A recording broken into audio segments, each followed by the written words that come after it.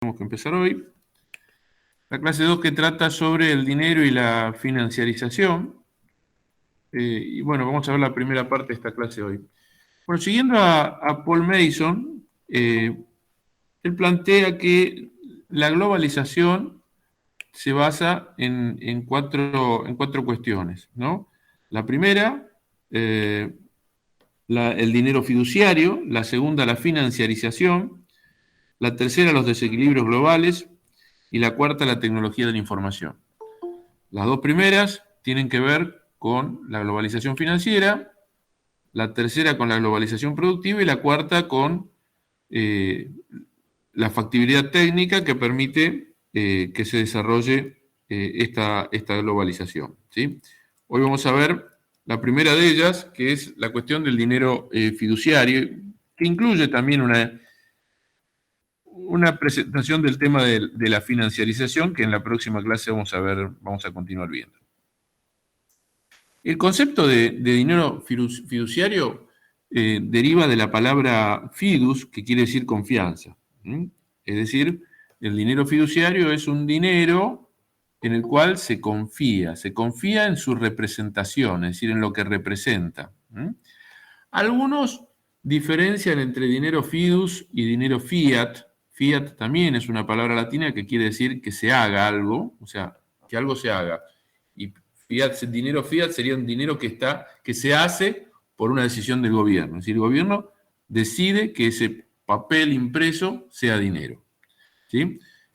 Pero siempre es fiduciario, siempre tiene que ver con la confianza, siempre tiene que ver con la representación, con que yo crea que si vendo un bien y me pagan con un billete, voy a poder comprar un bien de similar valor con ese billete.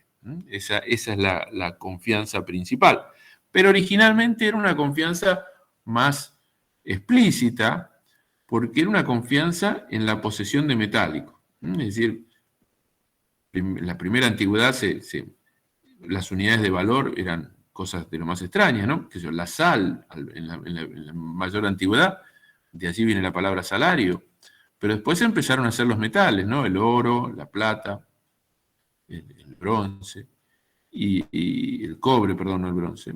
Empezaron a utilizarse como para acuñar moneda, y esas monedas, el valor intrínseco era el valor del metal en que se habían acuñado, el peso y el valor del metal en que se habían acuñado.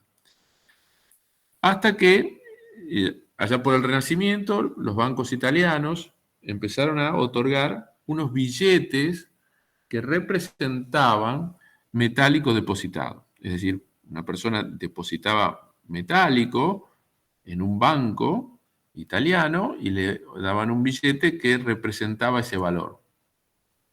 Entonces los mercaderes viajaban con esos billetes, ¿sí? Los bancos tenían sucursales y se manejaban así. Estos primeros billetes representaban, más que la confianza, la tenencia de metálico. Tal cual surge de lo que acabo de decir, cada persona depositaba metálico en algún banco y ese banco le emitía un billete, con lo cual había tantos billetes como bancos. Entonces, en algún momento se planteó la cuestión de homogeneizar o universalizar los billetes, al menos dentro de los países, para que no hubiera tantos billetes como bancos. Y fue así que se dio una evolución en esta circunstancia, por la cual se acordó que hubiera un solo emisor de esos billetes. Y ese único emisor era los bancos centrales o reservas federales, o, por ejemplo, como se llamaban antiguamente en la Argentina, y no solo en la Argentina, la caja de conversión, porque convertían los billetes, después podían convertir los billetes en metálico. Es decir, lo que se acordó a partir de 1922 es que se iba a reunir en cada país el metálico y una entidad centralizada iba a emitir billetes en función de las tenencias de metálicos, a una cotización determinada, ¿sí? A estos sistemas monetarios se los denominó patrón oro, porque era el oro, el metálico elegido, y se emitían billetes en función de las tenencias de oro. Es decir, esos billetes estaban respaldados por oro. Ahora, ¿qué pasa? Esto duró muy poco. En 1929, con la crisis,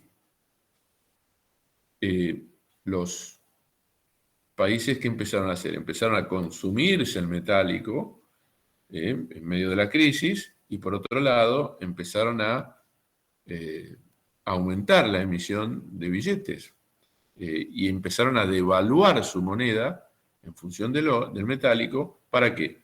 Para obtener de esa forma algún tipo de ventaja competitiva en el comercio internacional que les permitiera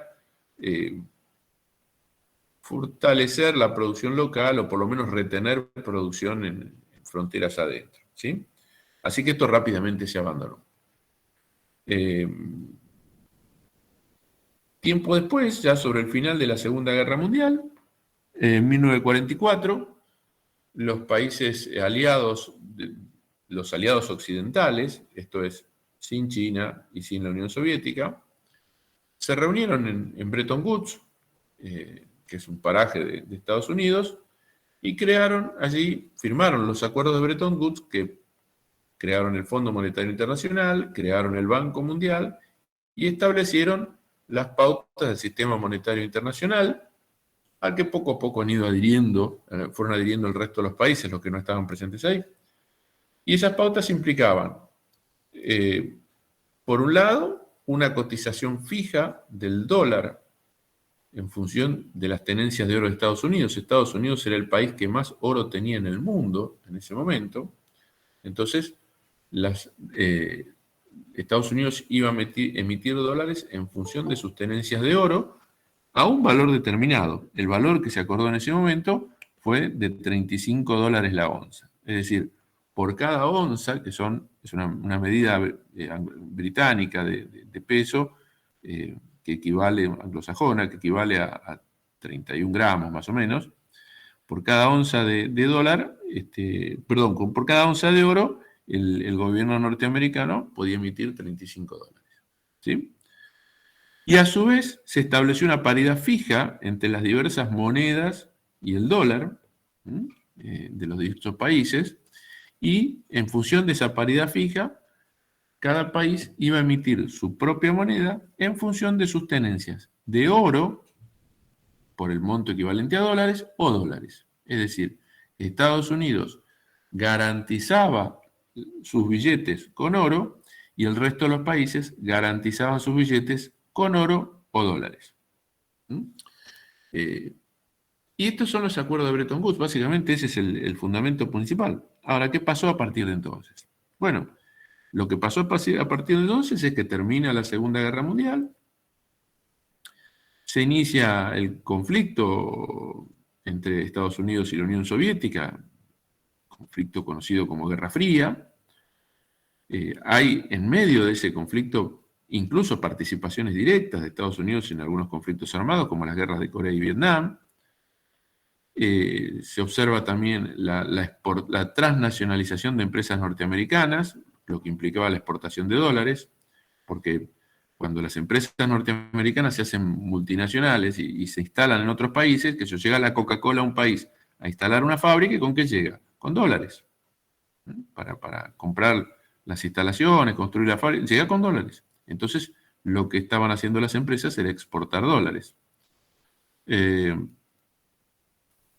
La carrera armamentista con la Unión Soviética, el sostenimiento fronteras adentro de Estados Unidos de un nivel de vida que se llamó sueño americano o modo americano de vida, que implicaba un estado de bienestar fuerte,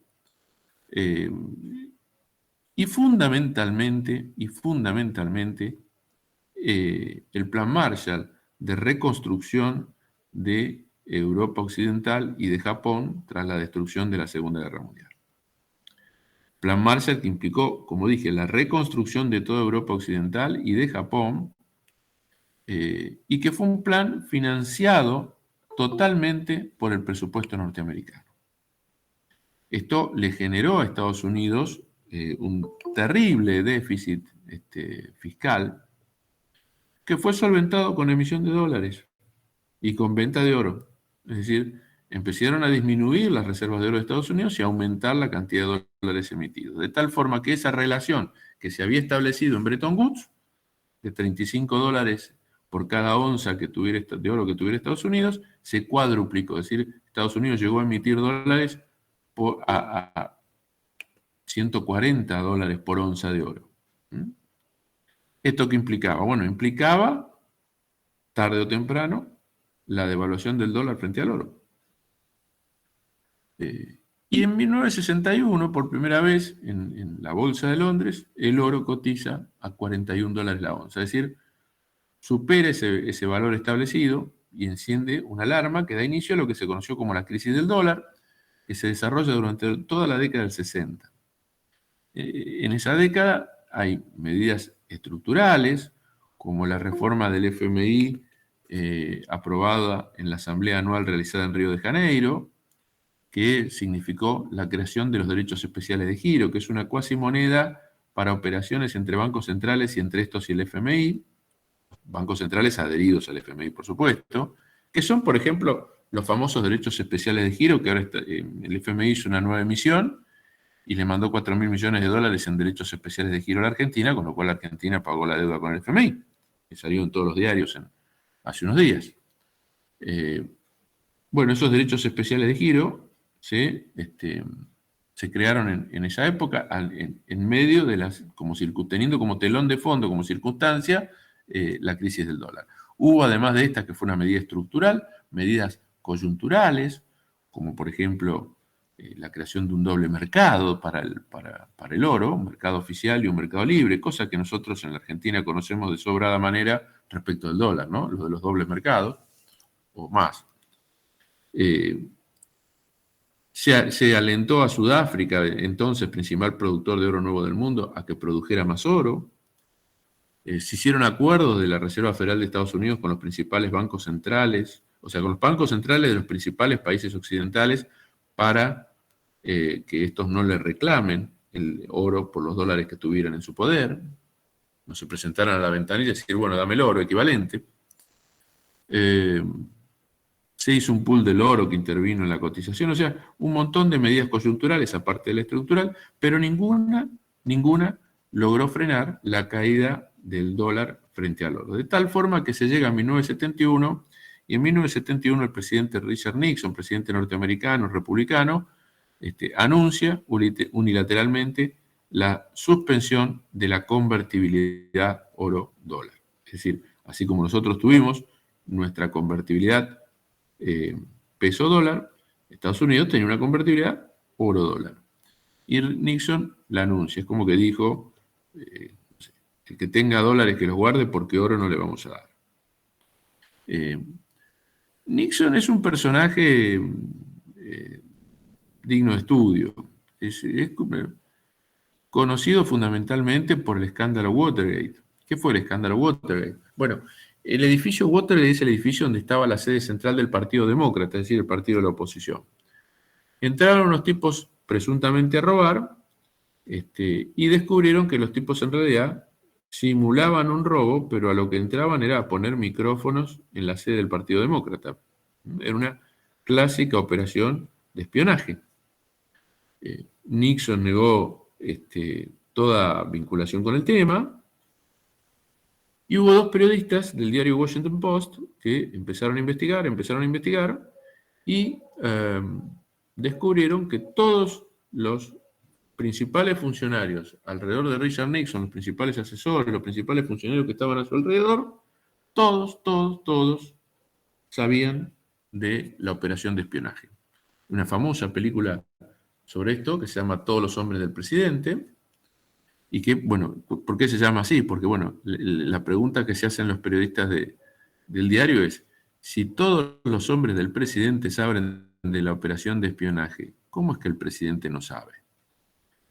Fue tal la indignación y la vergüenza que Richard Nixon, que había sido reelecto hacía pocos días en elecciones para un segundo mandato, renunció. Imagínense usted, ¿no? Mirándolo, y el tipo. Entonces todo el mundo recuerda a Nixon por eso, pero Nixon también puede ser recordado por otras cosas. Algunas cosas, una cosa, fundamentalmente tres, una vinculada a la economía y dos a la diplomacia. Con la economía, bueno, se bajó de la convertibilidad sin estrellarse contra el piso. Nosotros nos caímos de la convertibilidad y nos hicimos pelota contra el piso en el 2001. Él se bajó con un 20% de devaluación, cierta inestabilidad por 2 años, pero la sacó bastante bien. Y en el plano diplomático tuvo dos éxitos que tienen consecuencias hasta el día de hoy. De la mano él tenía un secretario de Estado que era una mente brillante, que se llamó Henry Kissinger. ¿Cuáles son las dos medidas diplomáticas que tienen impacto hasta el día de hoy en cómo se define y configura el mundo en el que vivimos? Bien, la primera, estableció un acuerdo, el primer acuerdo comercial entre Estados Unidos y China. En China se había muerto Mao y después de cierta inestabilidad había asumido Deng Xiaoping. Deng Xiaoping era cofundador del Partido Comunista con Mao cuando empezaron, antes de la Segunda Guerra Mundial, pero luego había sido raliado por Mao, lo había alejado del poder y bueno, muerto Mao, Deng vuelve. Y Deng es quien decide e impulsa el camino de China hacia un capitalismo nacionalista, es decir, el abandono del modelo comunista para avanzar hacia un modelo de capitalismo nacionalista.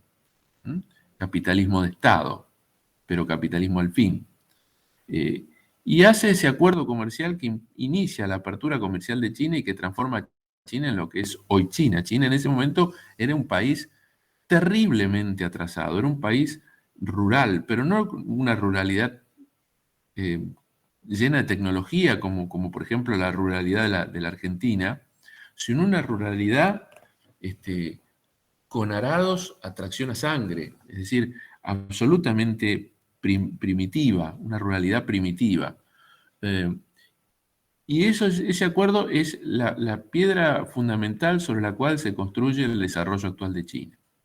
Que Kissinger no impulsa esto pensando en el desarrollo de China, sino como una medida contra la Unión Soviética. Ustedes imagínense, se levantaron los popes de la Unión Soviética un día en el Kremlin, toman el Pravda, el diario oficial del PQS, del Partido Comunista de la Unión Soviética, y leen que en ese mismo momento estaba en Pekín Nixon firmando un acuerdo con China, en lo que era en ese momento el patio trasero de la Unión Soviética.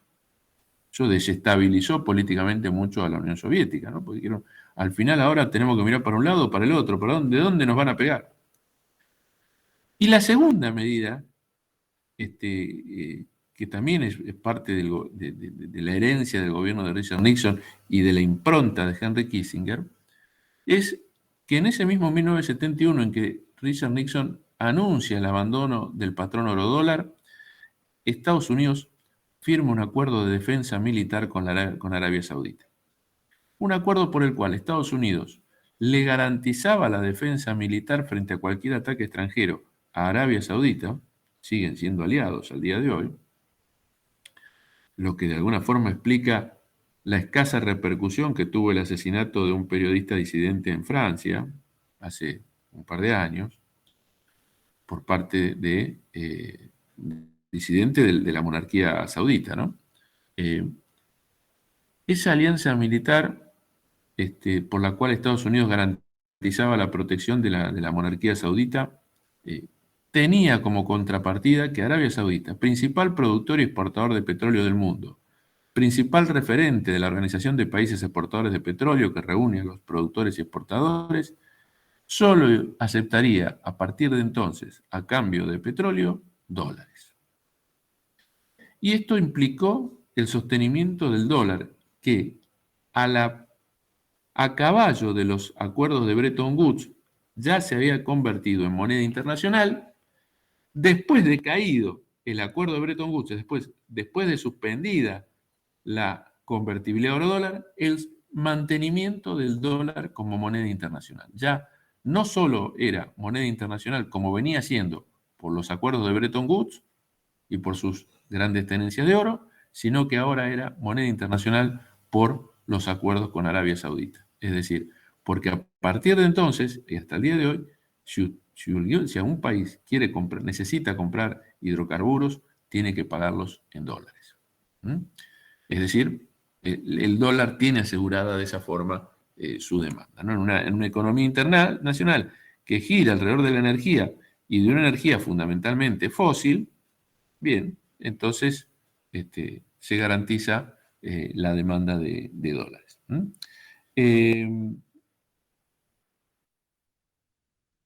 esta situación ha mantenido, como dijimos, al dólar como moneda internacional. De hecho, ha dado lugar a lo que se conoce como el petrodólar, es decir, el dólar asociado al petróleo. Ahora bien, vamos a hablado, ya resuelto, digamos, en la cuestión de la hegemonía del dólar, hegemonía que, como veremos en próximas clases, hoy cuestiona China, pero que todavía está vigente esa hegemonía del dólar. ¿Qué pasó entonces con el sistema monetario? Primero, el sistema monetario de Estados Unidos y después el sistema monetario de todo el mundo. ¿Sí? Digamos, como nota al pie, que tras el abandono de la convertibilidad oro-dólar, el FMI abordó una nueva reforma más profunda que la de Río de Janeiro, que fue aprobada en una asamblea anual de 1976 en Jamaica. Parece que eligen lindos lugares para aprobar las reformas, que se conoce como reglas de Jamaica, y que estableció la libre flotación de las monedas. Es decir, abandonó las paridades fijas, porque los acuerdos originales de Bretton Woods establecían paridades fijas, $35 por onza de oro, y luego paridades fijas de cada moneda respecto del dólar. Esto, hay que decirlo, le dio un gran impulso al comercio en ese momento porque se sabía claramente cuánto valía el dólar o cuánto valía el franco francés hoy y cuánto iba a valer dentro de 6 meses. Entonces, esto impulsó mucho el comercio en esa posguerra, en la posguerra mundial, ¿sí? Pero como les decía, vamos a ver entonces, o sea, después de estas reglas de Jamaica, que establecieron la libre flotación de las monedas y demás, ¿qué pasó con el sistema monetario internacional? El sistema monetario internacional durante la década del 70, a pesar de todas estas modificaciones, sigue estando muy regulado. Sigue estando muy regulado. Lo que hace Jamaica es liberar los tipos de cambio, pero la moneda sigue estando regulada. Hasta después de que renuncia Nixon, completa su mandato Glenn Ford, después viene el demócrata Jimmy Carter, al cual los argentinos le debemos mucho. Jimmy Carter fue el primer presidente,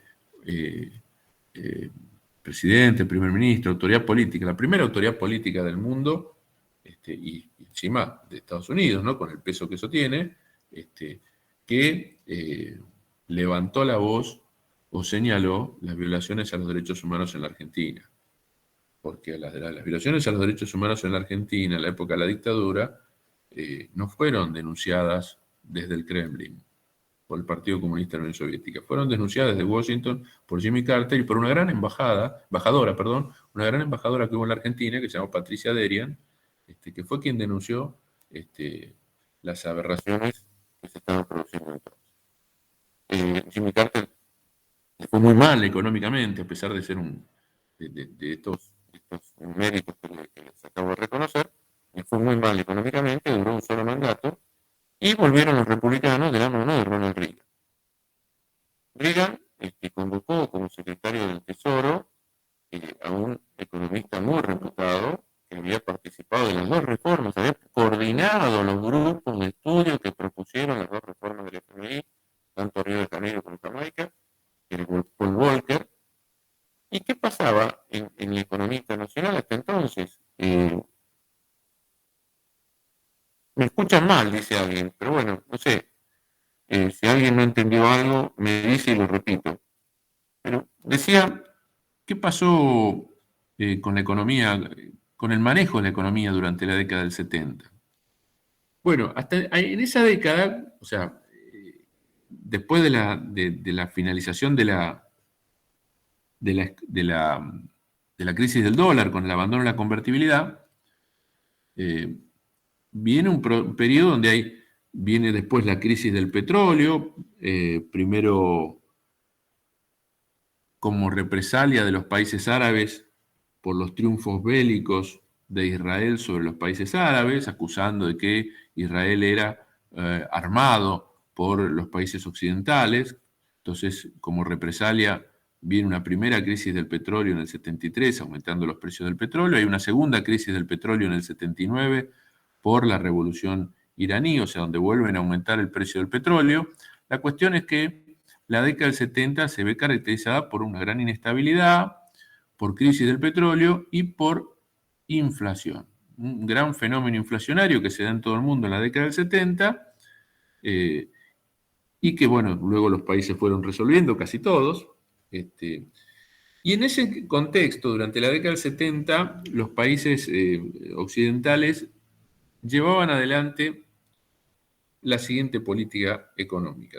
Hacían política según su situación, superavitaria o deficitaria, ¿no? Según cuál fuera su situación, si estaban bien o estaban mal, llevaban adelante políticas fiscales y monetarias expansivas o políticas fiscales y monetarias contractivas. Es decir, política fiscal, el gasto público; política monetaria, la expansión de la masa monetaria. Si estaban bien, eran expansivos, y si estaban mal, eran contractivos, ¿no? O sea, bajaban el gasto público y bajaban la circulación de dinero, según su situación. Pero quien hacía política fiscal expansiva, hacía política monetaria expansiva. Y quien hacía política fiscal contractiva, hacía política monetaria contractiva. Es como que iban de la mano. Bien, ¿qué hace Paul Volcker? Hace una combinación, hace política monetaria contractiva y política fiscal expansiva. La política monetaria contractiva sube los encajes, aumenta la tasa de interés, y Estados Unidos se transforma en una aspiradora de dólares de todo el mundo que van a invertir Estados Unidos. Van a invertir Estados Unidos porque en Estados Unidos hay tasas de interés más altas. Ahora, ¿qué pasa con esos dólares del mundo que van hacia Estados Unidos como inversión? La mayoría van como inversiones en carteras, algunas compras, hay también compras de propiedades, ahí empieza el fenómeno de inmobiliario, sobre todo en Florida, pero la mayoría van y van a hacer inversiones en cartera. ¿Y qué inversión en cartera van a hacer? Bonos del Estado, que en la mayoría de los países del mundo es una inversión harto segura, muy segura. O sea, la mayoría de los países del mundo pagan su deuda, entonces invertir en bonos del Estado es una inversión muy segura que no tiene riesgo en la mayoría de los países del mundo. Entonces, todos esos dólares llegaron a Estados Unidos y se convirtieron en bonos del Tesoro. Ahora, una vez que juntó toda esa plata el Tesoro de Estados Unidos, hizo una política fiscal expansiva. ¿Y cómo hizo esa política de mayor gasto público? Bueno, dirigida fundamentalmente al complejo militar industrial, es decir, al gasto en defensa, al gasto militar de Estados Unidos. Y toda esta situación va a tener varias consecuencias, ¿no? Vamos a hablar de la crisis del dólar del 87, vamos a hablar más adelante. Mencionemos que esto termina en la caída del muro de Berlín de 1989, porque 10 años después de iniciar esta política, que implica un gran adelanto en tecnología de armamentos por parte de Estados Unidos, bueno, la Unión Soviética empieza a invertir también para tratar de seguirle el tren, pero no puede, y finalmente como que se quiebra la Unión Soviética y se disuelve la Unión Soviética, cae el muro de Berlín, cae el experimento comunista soviético, ¿sí? No pudo sostener el ritmo de la carrera armamentista que le imponía Estados Unidos. A ver, esta revolución que se conoció como revolución conservadora, encabezada por Ronald Reagan en Estados Unidos y por Margaret Thatcher en Gran Bretaña, implicó un montón de cosas. O sea, desde la década del 30 hasta principios del 70, cuando inician toda la crisis de los 70, lo que tenía vigencia era el modelo keynesiano, que hacía pie en la política fiscal, en la economía mirada desde el lado de la demanda, y se reemplaza a fines de los 70, en el consenso internacional, por un modelo económico que hace más hincapié no en la política fiscal, sino en la política monetaria, y no en la demanda, sino en la oferta. Eso por un lado. Eso trae infinidad de cambios y es una época de grandes transformaciones, eso en la administración, en la administración del Estado, ¿no? Eh, pero vienen las reformas del Estado y todo eso. Ahora bien, esta revolución conservadora implicó primero la desregulación monetaria y financiera en Estados Unidos. Pero después de Reagan, de los 8 años de Reagan, Reagan es reelecto, viene otro republicano, George Bush padre, que solo, y al cabo de ese periodo, eh, eh, es reemplazado por el demócrata Bill Clinton, que está a 2 periodos, y que luego es sucedido por el republicano George Bush hijo, que también está a 2 periodos hasta que llega Obama. Y después 2 periodos de Obama y después Trump un periodo. Bien, la cuestión es que Reagan fue quien desreguló y liberó el sistema monetario y financiero de Estados Unidos, pero Bush padre y Clinton son los que impulsan esta desregulación en todo el mundo. Es decir, republicanos y demócratas. O sea, no hay discusión en este sentido entre los dos grandes partidos de Estados Unidos. ¿Sí? La cuestión es que como decíamos, hasta los 70 inclusive el sistema monetario financiero estaba muy regulado y después empieza la desregulación. ¿Cómo es esa desregulación? ¿Cómo se lleva adelante? Bueno, en primer lugar, en una primera etapa los bancos fueron favorecidos por una reducción de los encajes, es decir, del porcentaje de depósitos que deben guardar los bancos en los bancos centrales. En una segunda etapa se permitió, y esto ya ingresamos en el periodo de la desregulación a nivel internacional, es decir, ya bajo las presidencias de Bush padre y Clinton, incluso de Bush hijo también, se permitió que los bancos se autorregularan a partir de los acuerdos de Basilea. Los acuerdos de Basilea son acuerdos entre los distintos bancos centrales del mundo respecto de la administración y control de los bancos centrales. Ya vamos a dar una vuelta más de tuerca sobre esto. En principio, digamos que contemos cuáles fueron los 3 acuerdos de Basilea y qué significó cada uno de ellos. El primer acuerdo, Basilea I, es de 1988, con George Bush padre en el gobierno, y estableció en forma sencilla el capital mínimo a mantener para hacer frente a los riesgos de crédito, de mercado y de tipo de cambio. Riesgo de crédito es que los que me deben no me paguen, de mercado es que la economía se vaya a la miércoles, y de tipo de cambio que haya una devaluación. El Basilea II, que es de 2004, ya está George Bush hijo, considera que Basilea I no contempló las variaciones en los riesgos de la baja calidad por la baja calidad de los créditos. Es decir, ya había problemas de baja calidad de créditos. Esto va a explotar después en 2008 con la crisis de las hipotecas subprime, es decir, créditos de baja calidad. Y entonces este Basilea II se basa en 3 pilares. El pilar 1, que es el requerimiento de capital mínimo, que se profundiza por el riesgo de crédito, que mantiene el riesgo de mercado y el tipo de cambio, e incorpora el riesgo operacional, es decir, un riesgo específico establecido para cada banco por las operaciones de cada entidad. Es decir, aparte del riesgo general, hay un riesgo específico para cada banco. En segundo lugar, involucra a la alta dirección de las entidades bancarias en el proceso de autoevaluación y amplía la facultad de supervisión de las entidades reguladoras y la posibilidad de exigir a los bancos mayores reservas. Es decir, este riesgo operacional se trasunta en que los bancos centrales le puedan exigir mayores reservas a cada banco y a su vez obliga a cada banco a que haya procesos de autoevaluación firmados, por decirlo de alguna forma, por el directorio del banco como haciéndose responsable de las cosas que dicen. Y el tercer, y vinculado a esto, el tercer pilar requiere aplicación de buenas prácticas, transparencia, publicidad de la información, para que los usuarios de los servicios bancarios puedan conocer cuál es la situación de cada banco. Y escuchen esto, es 2004, conciliación de la información técnica de cálculo con la información contable. Es decir, los balances de los bancos decían una cosa y la información que se utilizaba para el cálculo de reservas se basaba en otros números. Hasta el 2004 era así.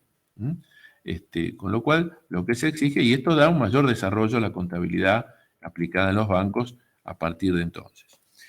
Y Basilea III, que es 2010, plantea, por un lado, la excesiva interdependencia de los bancos, lo que implica un riesgo sistémico. ¿Por qué? Porque los bancos se empiezan a prestar plata entre ellos. Entonces, se amplían los requisitos de reserva y se limita el endeudamiento de los bancos, no solo con otros bancos, sino con cualquiera. Se amplían, como dijimos, las reservas, se reduce la distribución de dividendos en función del mantenimiento de esas reservas, se plantean nuevas exigencias vinculadas con liquidez, básicamente, ¿por qué? Porque se empieza a observar en los balances de los bancos que se incrementan los valores por operaciones de titulización, es decir, de títulos, lo que veremos después que conocido como derivados o vehículos de inversión estructurada, o en la jerga futuros. De tal forma que esos títulos, como carecían de la suficiente liquidez, impedían que los bancos pudieran enfrentar corridas bancarias. Entonces, lo que se le empieza a exigir a los bancos es que tengan en sus balances mayores porcentajes de efectivo o equivalentes de efectivo, es decir, activos de rápida y práctica liquidez, para poder enfrentar corridas bancarias, ¿sí? Bien, siguiendo con el proceso de regulación, también se regularon las tasas de interés, tanto la pasiva que se paga a los ahorristas como la activa que se cobra por los créditos. Se desreguló la forma de adjudicación de los créditos, de tal forma que cada banco pudiera definir qué créditos iba a otorgar. Y fundamentalmente, este es otro tema fundamental, en 1999 en los Estados Unidos se derogó la ley Glass-Steagall, que desde 1933 separaba a los bancos de inversión de los bancos comerciales. ¿Cómo es esto? La ley Glass-Steagall, ¿qué pasó? En 1929, una de las causas de la crisis de la bolsa de Estados Unidos, que se transformó en la Gran Depresión Mundial, los estudiosos lo adjudicaron a las inversiones excesivas de algunos bancos en la bolsa. Es decir, una crisis provocada por inversiones excesivas, suponiendo ganancias muy poco probables, y que después, cuando llegamos al momento de la toma de ganancias, esas ganancias no se habían realizado, con lo cual ahí se producían las grandes pérdidas y a continuación las quiebras. Para evitar eso, en 1933 el Congreso norteamericano sancionó la ley Glass-Steagall, que lo que hace es separar los bancos de inversión de los bancos comerciales. Es decir, si usted es un banco comercial que va a atender empresas, comercios, la cuenta corriente, algún préstamo prendario, hipotecario, la actividad comercial, si usted es un banco comercial, bárbaro, sea un banco comercial, listo, pero no sea un banco de inversión. Y si es un banco de inversión y se va a dedicar a poner plata en la bolsa, a hacer un vehículo de ahorristas, no sea un banco comercial. ¿Por qué? Porque lo que pasó en la crisis del 30 es que la crisis en parte fue generada por especulaciones de los bancos de inversión, pero al caer los bancos de inversión, como también eran bancos comerciales, cayeron todos. Bueno, vamos a ver cómo 80 años después el error se vuelve a repetir, ¿sí? Porque en 1999 se deroga la ley Glass-Steagall, por lo cual los bancos de inversión y bancos comerciales pueden ser la misma entidad. Y 9 años después, en la crisis de las hipotecas subprime, esto tiene un efecto devastador, como vamos a ver. Y la última cuestión de la desregulación fue que permitir que la titularidad de las acciones de los bancos, es decir, las sociedades controlantes, se establecieran en paraísos fiscales. O sea, se permitió la deslocalización de las sociedades controlantes de los bancos, ¿sí? Ahora bien, yo les dije, entre los elementos que permitieron la desregulación, que se permitió que los bancos se autorregularan a través de los acuerdos de Basilea, ¿sí? Estos acuerdos de Basilea son concretados por acuerdos entre bancos centrales. Pero ¿quién maneja los bancos centrales? Porque uno dice bancos centrales y piensa en bancos estatales, ¿no? El Banco Central de la Argentina es un banco estatal. Pero no en todos lados es así. La Reserva Federal de Estados Unidos, creada en 1913, con esta idea de unificar la emisión de billetes. ¿Se acuerdan que antes cada banco comercial emitía sus propios billetes?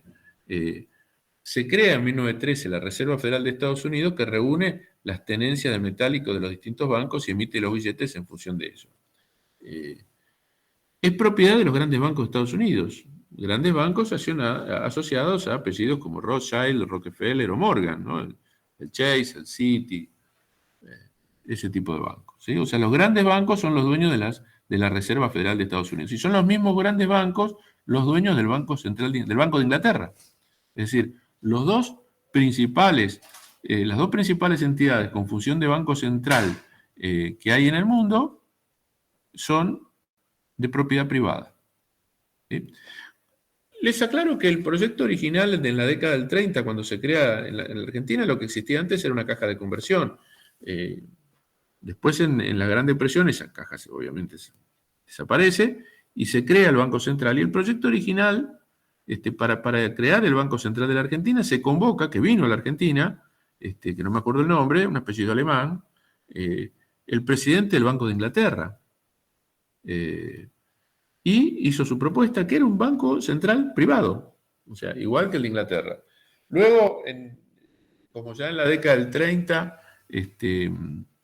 la década infame estaba siendo gobernada por gobiernos de índole nacionalista, no aceptaron esa propuesta y terminaron haciendo un banco central que era semipúblico, o sea, compartido. Había parte del porcentaje del capital era de estatal y parte de bancos privados.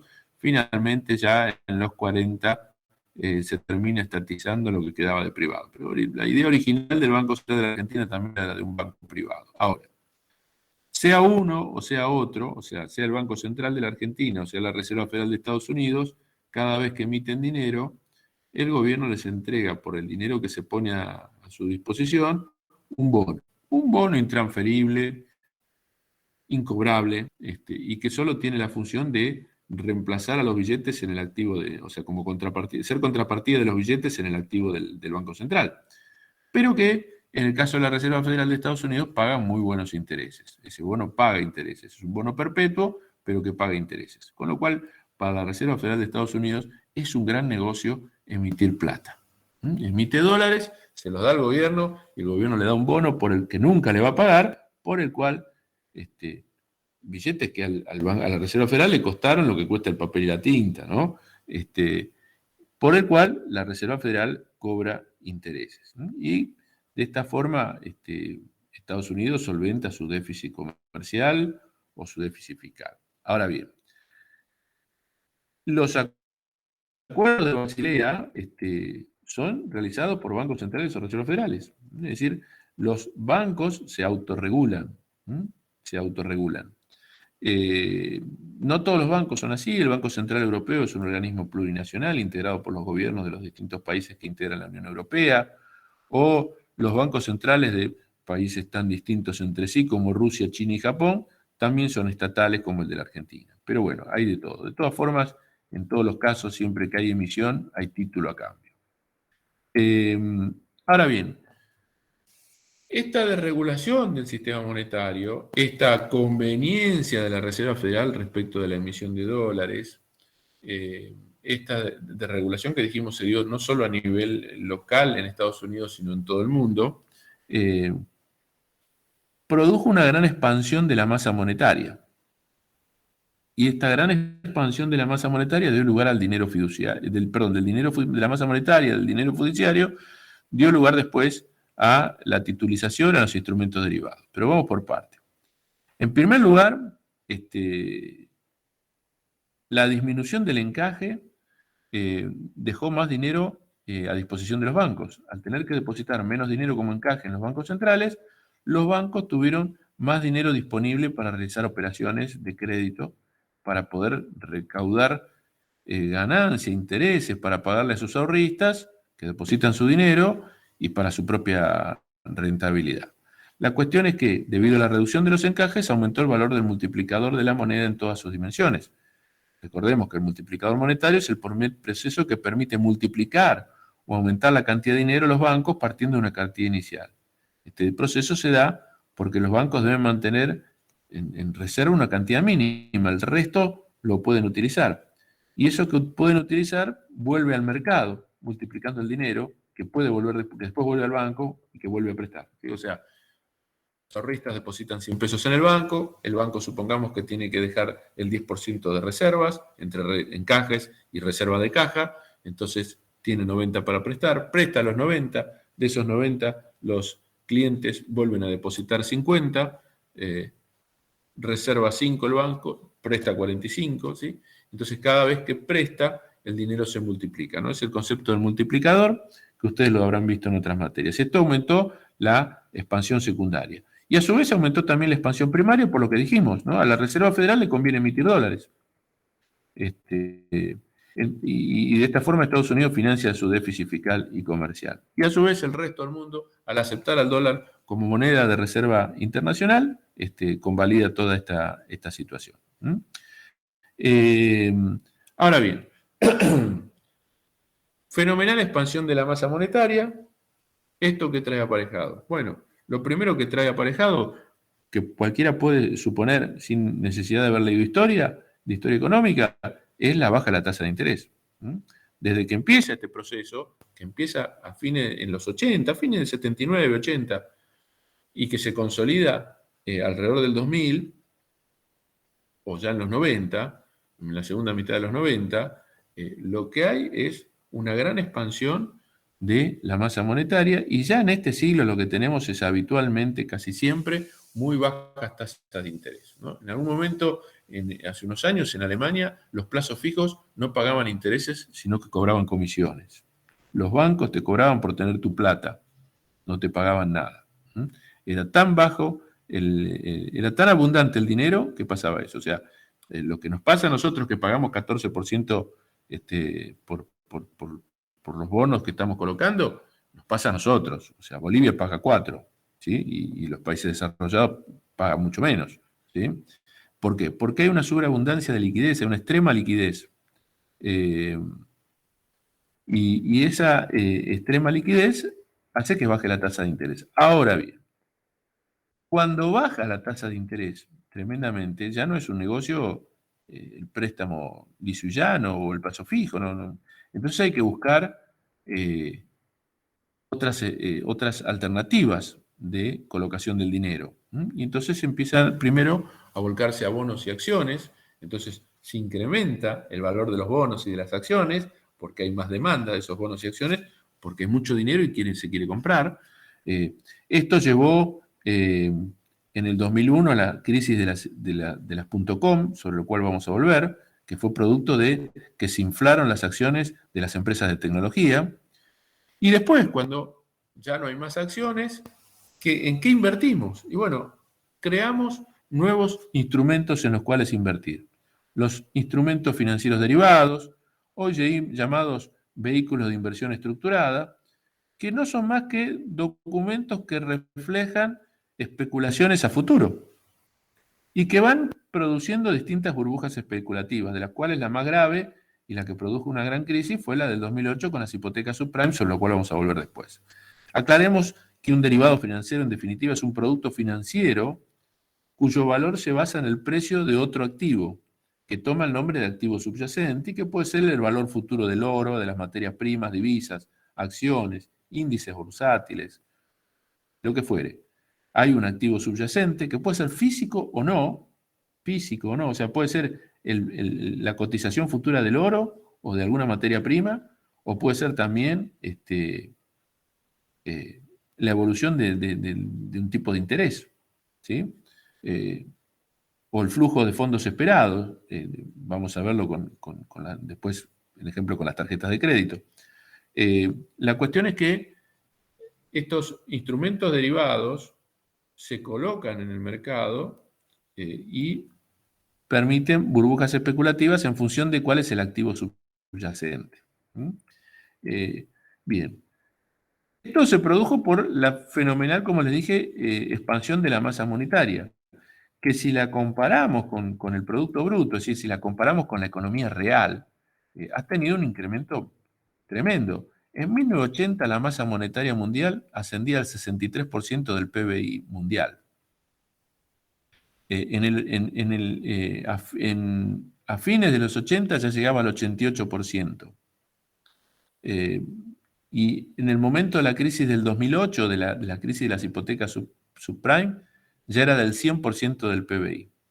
En el 2018 llegó al 124%. Es decir, toda la plata que hay en el mundo sobra para comprar toda la riqueza que hay en el mundo. Es más que la riqueza que hay en el mundo. Es decir, hay un exceso claro de masa monetaria, ¿sí? Que excede la riqueza real y que termina desvinculándose de la economía real. Es decir, llegamos a un punto en que se gana plata con dinero, o sea, el dinero produce dinero sin ninguna participación de la economía real. Hay después unos gráficos que muestran la baja de la tasa de interés, pero vamos a, más allá de eso,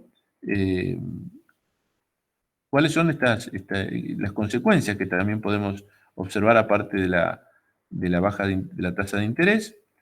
Como ya dijimos, se desplazaron los ahorros hacia inversiones de riesgo, o sea, cuando las inversiones seguras ya se agotaron, no hay más inversiones seguras en las cuales invertir, ¿qué hace este exceso de dinero? Y busca inversiones no tan seguras. Esta expansión de la masa monetaria más la desregulación del mercado de capitales, lo que formó fue la financiarización, a la cual nos vamos a hacer, dice, por ejemplo.com o la de las hipotecas subprime. Vamos a... Profe, si está hablando no se escucha nada.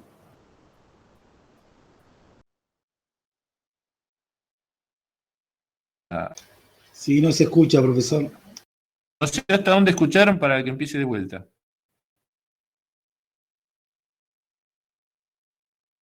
Cuando estaba por hablar de las crisis. Ah, bueno. Decía que esta de expansión de la masa monetaria, de desregulación del sistema financiero, ¿qué hizo?